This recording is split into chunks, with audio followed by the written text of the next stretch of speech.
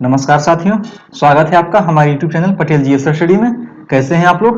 आशा है स्वस्थ होंगे, खुश होंगे।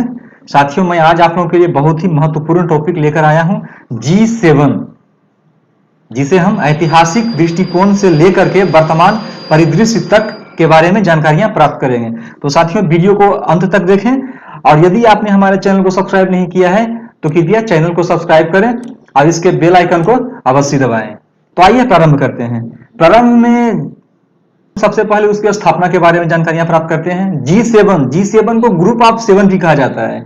ग्रुप ऑफ 7 अर्थात 7 देशों का समूह, 7 राष्ट्रों का समूह। अब हम इसकी स्थापना के बारे में सबसे पहले जानते हैं। यह एक अंतर सरकारी संगठन है जिसे वर्ष 1975 में उस समय की शीर्ष अर्थव्यवस्था अर्थात सबसे बड़े बड़े जो औद्योगिक देश थे या सबसे बड़ी जिनकी अर्थव्यवस्थाएं थी, प्रमुख थे इसमें, उनमें से कौन कौन थे? France, America, Britain, Italy, Germany एवं जापान द्वारा पेरिस के निकट रम्बोइलेट में एक बैठक में इसका गठन किया गया। कब? 1975 में।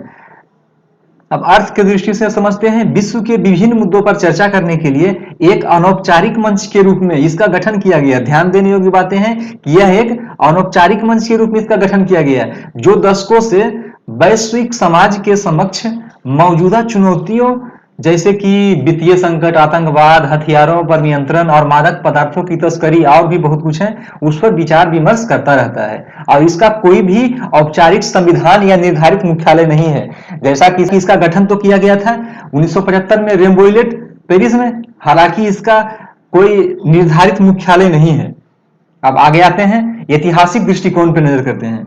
तो साथियों, प्रारंभ में G7 में सदस्य देशों की संख्या 6 थी। प्रारंभ में G6 कहना भी कोई अतिशयोक्ति नहीं थी। हालांकि इसके गठन के तुरंत ही बाद वर्ष 1976 में कनाडा के शामिल होने के पश्चात इस समूह को G7 के नाम से जाना गया तथा वर्ष 1997 में रूस के इस समूह में शामिल हो जाने से यह G8 के रूप में भी जाना गया।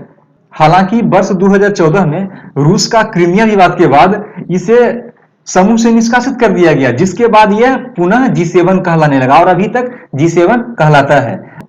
अब हम इसके वर्तमान परिदृश्य पर नजर डालते हैं।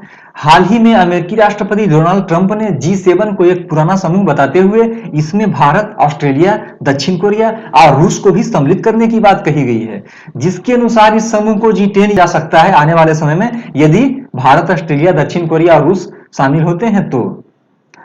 अब गत वर्ष 2019 में 45वें G7 शिखर सम्मेलन जो 24 से 26 अगस्त के बीच फ्रांस के बैरिट्ज में हुआ था, उसमें प्रधानमंत्री श्री नरेंद्र मोदी ने एक विशेष अतिथि के रूप में भाग लिया था तथा पूर्व प्रधानमंत्री श्री मनमोहन सिंह के कार्यकाल में भी भारत ने 5 बार G7, जो कि उस समय G8 था, में भाग लिया था।